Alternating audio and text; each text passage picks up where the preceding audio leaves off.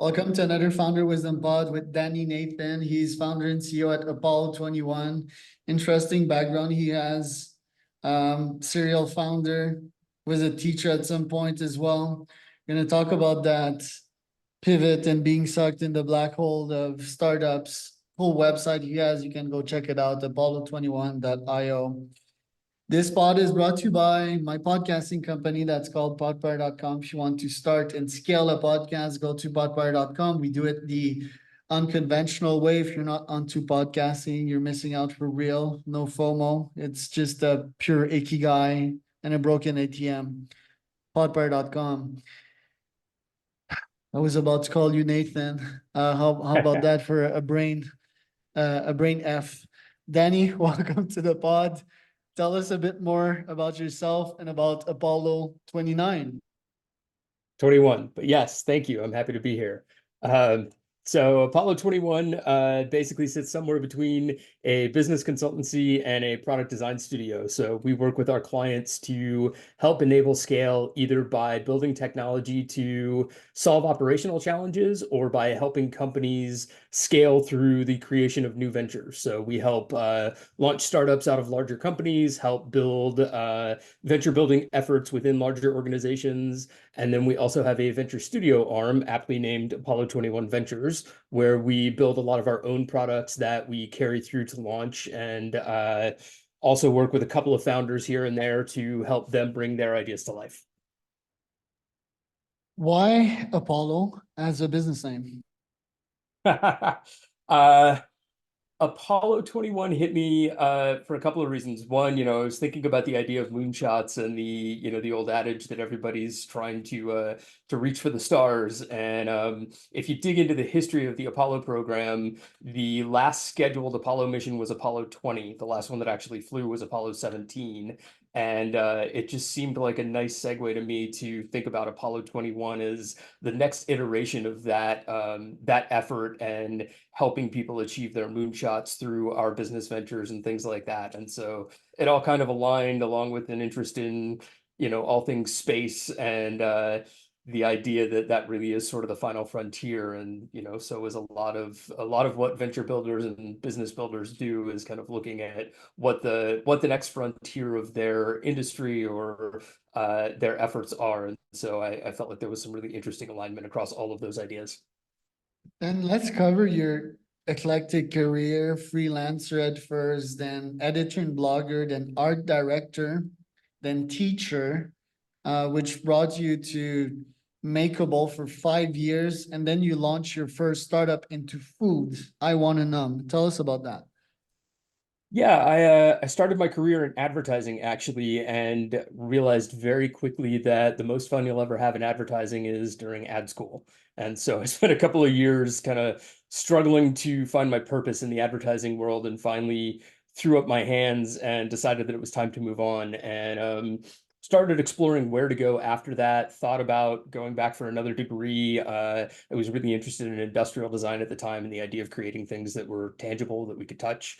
And then as I was searching for new opportunities, I ended up landing at a place called Poke, like Poke in New York, which was a very digitally focused kind of technology native company that did a lot of innovation consulting and was born right around the time that social media was becoming a thing. The company started in about 2007, so it was right around the boom in social media, the time when the iPhone came out, and so it was a really interesting time to transition out of the world of advertising and into the world of more technology-driven efforts, especially around marketing and innovation, and seeing where the opportunities fell to think about how these new technologies enabled brands and companies to interact with their customers in interesting ways. And it was also the first place that I had worked where the founders of the company were willing to effectively say no to people.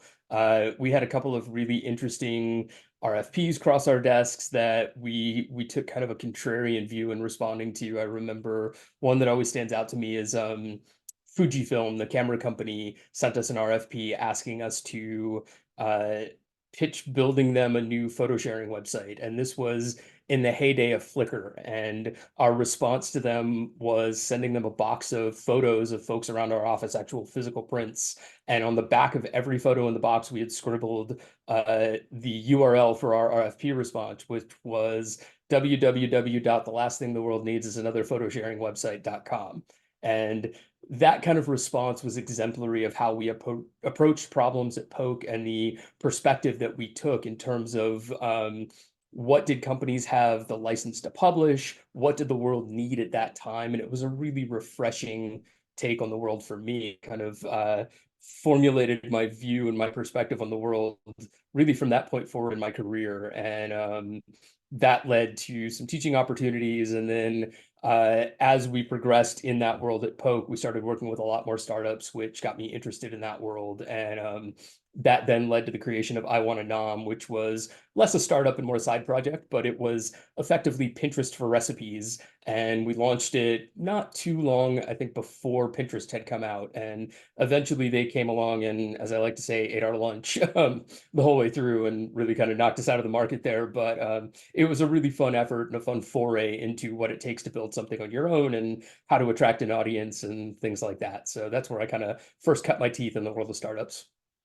And then you didn't stop there at getting your lunch eaten. You were like, yeah, I'm gonna show them still. So you launched Date Night Is. Yeah, that was really the beginning of the end for me, and I've been focused on startups and venture building since then throughout my career. And so I launched Date Night Is with my then girlfriend, now wife, as a response to the world of online dating and kind of focusing on the thought of, okay, all of these online dating sites exist to help people meet and start a relationship, but there aren't really tools that exist in the digital space for helping couples and established relationships kind of keep that spark alive. And so Date Night Is focused on the idea of helping couples remember to continue dating one another and to help them find interesting opportunities for date nights and things like that. And so we built that out for about 3 years, and then eventually sort of turned our focus elsewhere and started working with other startups in a variety of spaces. I shifted from there to video and artificial intelligence startup called Tagasaurus that was focused on helping machines understand video in the same way that humans do. And that really kind of launched my focus on video, which lasted for about the next, I don't know, 8, maybe 10 years, and across the next 3 or 4 jobs that I had. So I went from Tagasaurus. I spent a short stint at Legendary Pictures out in LA, the movie studio, on like a small technology SWAT team. And then a few of us left Legendary and started a company in LA called Sear, which was again focused on video management, distribution, helping both small creators and large video organizations, movie studios, things like that, think about how to apply technology to their video libraries, come up with new and interesting ways to monetize that content, things of that sort. And then that eventually led to the creation of Apollo 21, kind of coming out of my experience at Sear. So is Apollo 21 funded? What's your model to develop all these ideas and have them enter market? We are actually fully bootstrapped, so we do not have a fund attached. We basically split our time between client work and venture studio work. So basically, we work with clients, as I said, to help build out operational technology, help them launch new ventures, and we utilize a portion of the revenue that comes from those client efforts to fund our own projects and to get them out to market. So the better we do as a consulting company, the more opportunity we have as a venture studio. What are some of the most impressive product market fit you've seen in these last 3 years? Oh, wow, that's a great question, and one that I have not thought much about. Um, Interesting. From You the know, I ones you mean, deployed, preferably. the ones that I've deployed. Got it. Okay. We worked on a really interesting project through most of 2022, actually. We worked with a company called Teton Ridge, which is focused on, of all things, the Western sports space. So think cowboys and rodeos and bull riding and things like that, that generally aren't sitting at the forefront of technology. And Teton Ridge was a relatively new company when we started working with them, and they came to us explicitly with the idea of utilizing technology and data to help grow the Western sports space and to help connect athletes and fans across that space. And so we started on a very small project with them, helping them kind of organize and gain access to a bunch of data that they had gathered from disparate sources. And to make a long story short, that engagement eventually grew into building everything from their internal operations platform to a consumer-facing mobile app that really was designed to be kind of ESPN for the world of rodeo and designed to create that unique touch point between rodeo athletes and the fans of rodeo across the US. And what's so interesting about that space is, not only is it a little slower on the uptake of technology, but in spite of that, it's got a huge following. I read a stat recently that rodeo in Western sports is actually, I think, the seventh largest kind of consumer sport in the US, and yet it's one that we don't tend to think about all that often because it's got kind of that niche following. And so thinking about how to engage a really interested and excited audience in a space that doesn't usually have technology at its disposal for that kind of engagement was a really exciting opportunity. And we ended up launching an application right around a big event called the National Finals Rodeo that takes place in Las Vegas every year. And then that was shortly followed by the American Rodeo, which is a Teton Ridge sponsored event, and very quickly grew that application user base to 50 or 60,000 people over the course of a couple of months. And so it was really exciting to see how those folks engaged with what we had built and what they were clamoring for as we continued to build out new features and build things like live video streaming into the application so that more people could consume that content from just about anywhere. How did you get these guys in your pipeline? They were introduced through my internal network. The One of the folks behind Teton Ridge was an early investor in Sear, and so I sort of knew the family group through that connection, and they came to us after I had started Apollo 21 to see how we could help them grow their technology efforts on the sports side. You have a system to reach out to these companies with which you can partner, and then what's the deal with them? Like they pay you to build the app. Do you have shares in that, or is it profit sharing? Tell me a bit more about your systems.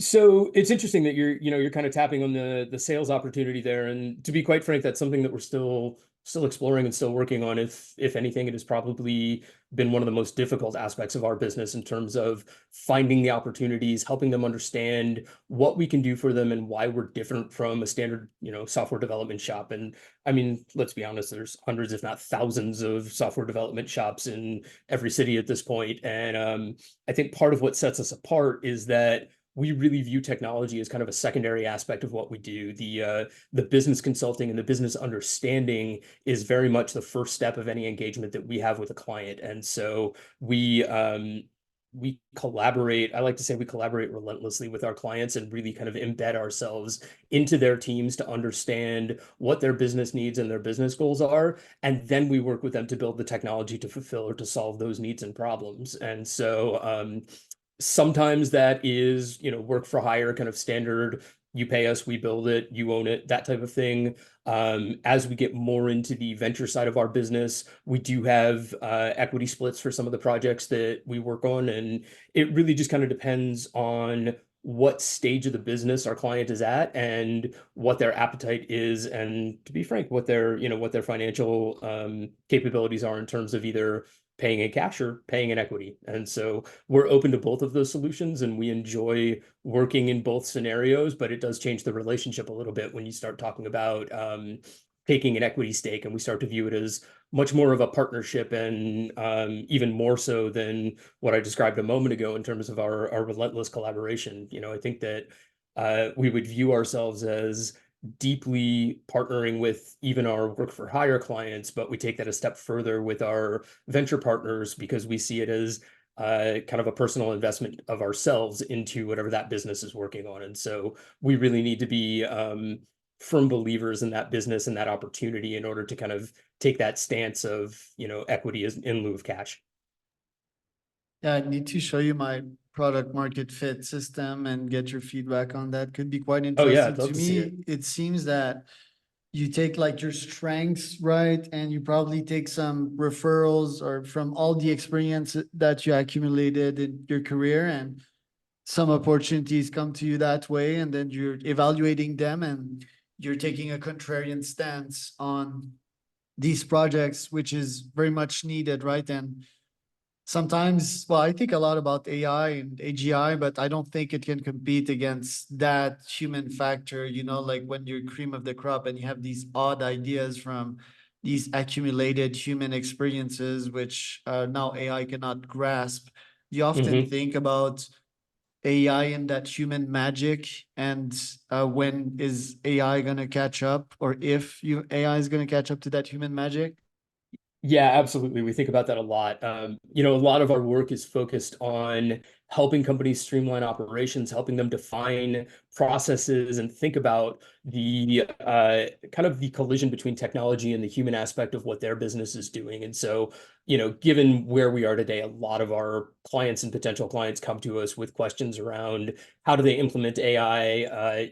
How can AI impact their business? And what we find is that a lot of companies or a lot of people think about AI as a magic bullet without really understanding both what goes into it in order to make it work well and the amount of work and training that goes into AI in order to make it actionable, especially within a business environment. And so we focus a lot of our time thinking about whether a client actually needs AI or whether something like simple automation and careful thought around process and workflow is sufficient to help have an impact on their business. And, I like to think of it as automation is simple but not easy, and AI is neither simple nor easy. And so if we can start with the automation and think about very carefully where automation can impact workflows and how we can become smarter about where technology can help streamline the flow of information and tasks across an organization, then we can have a huge impact there,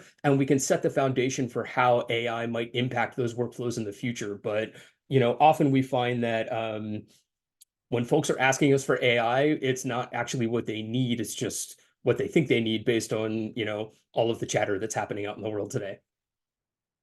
Seems that you're also focused a lot on product and UX. What do you say?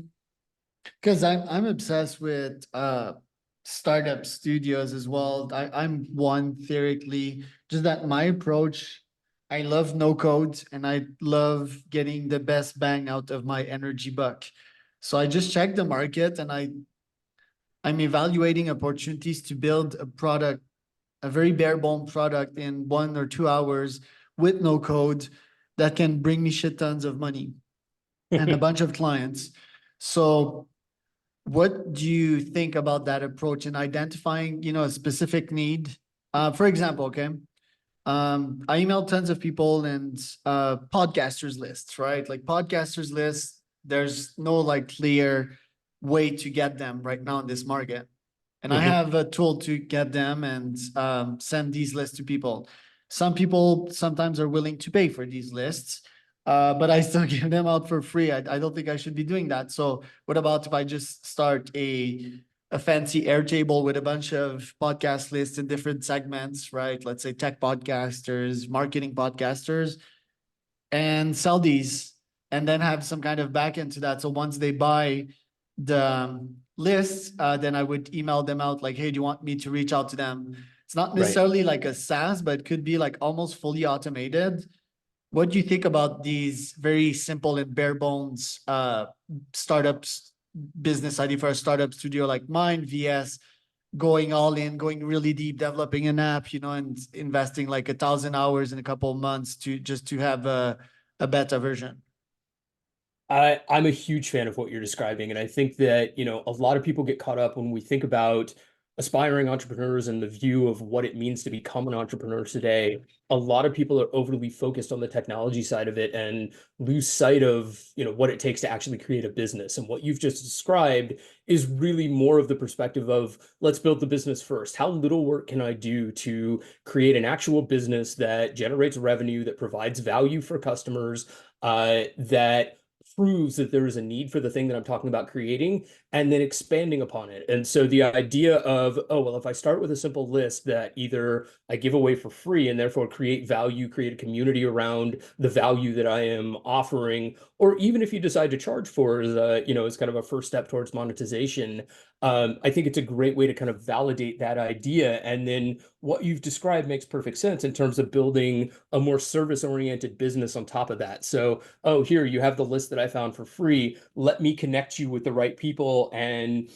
pay me, I don't know, a placement fee or a monthly retainer, however you want to structure it, to add more value to that for that end user and to turn that list into something that generates even more revenue. And I think that over time, I'd imagine what you'll find is that, there's more opportunity. There is opportunity for automation and technology to take some of the workload off of your plate, which means that that business can scale faster with less need for human interaction and allows you to either focus on the next thing that you can layer in beside that, or think about what comes kind of next in the vertical stack around, okay, after I've created a placement opportunity for those people, what else can I do that will drive revenue and add value at the same time? And I think that there's certain cases, and it depends a lot on what you're trying to accomplish as to whether you need to invest a ton of money and go and build an application or something of that sort, or whether you can provide value and create revenue with much less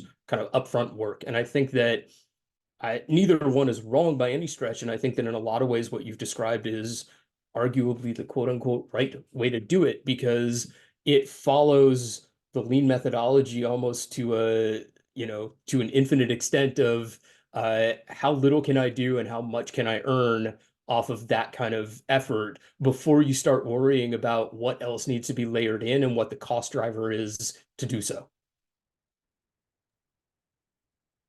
Two quick questions. How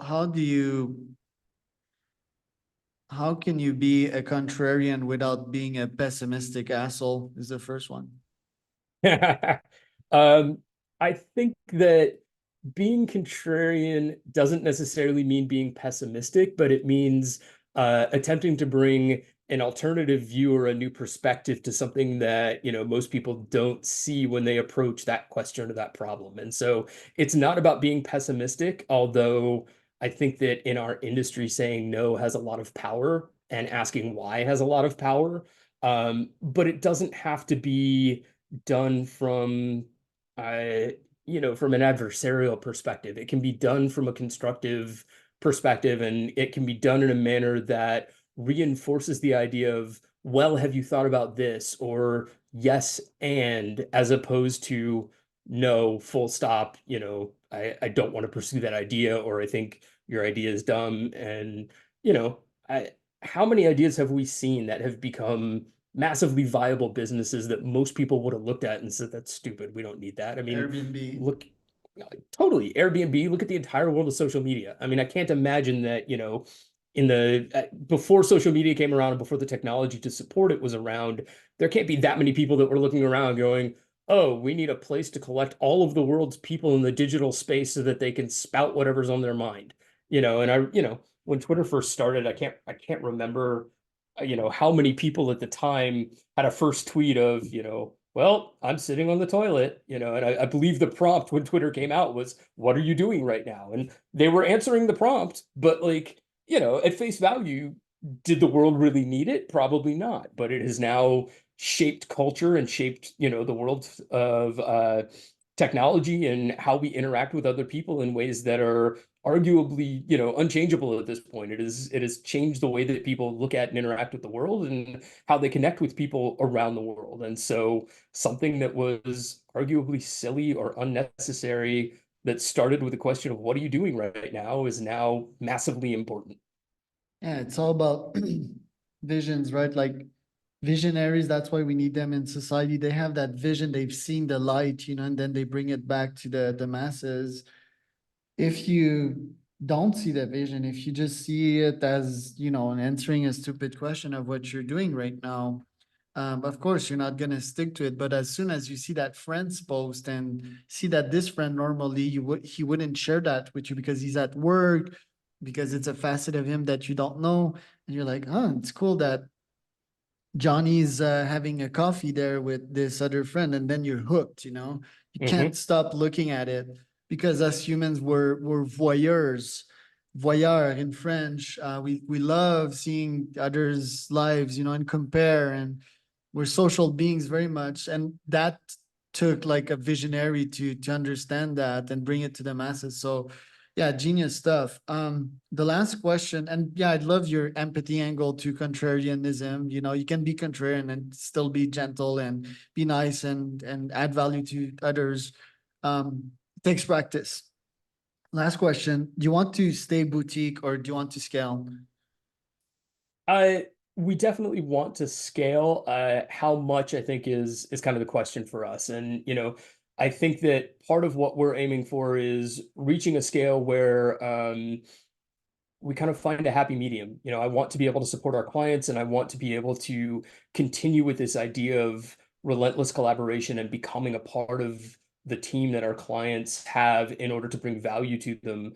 And at some point, you get so big that that becomes increasingly difficult, or you have to think very carefully about process and culture and team structure in order to support that level of engagement with your clients so that you're still adding value without just sort of churning them through a factory. And so I think that I think there's a happy medium between how much work can we support that will allow us to remain, successful and viable as a business, and that will support some of the other ventures that we want to build without getting so big that we lose sight of what differentiates us and what makes us unique in the market as compared to a lot of other companies that we might be compared to. Dan, thanks so much. Where can people find out more about you? Best places on our website at apollo21.io, and we're actually on the brink of launching an entirely new website. I'm literally hoping today, next week, sometime in the next few days, that it will look entirely different and perhaps share a little bit more in-depth perspective of how we approach things.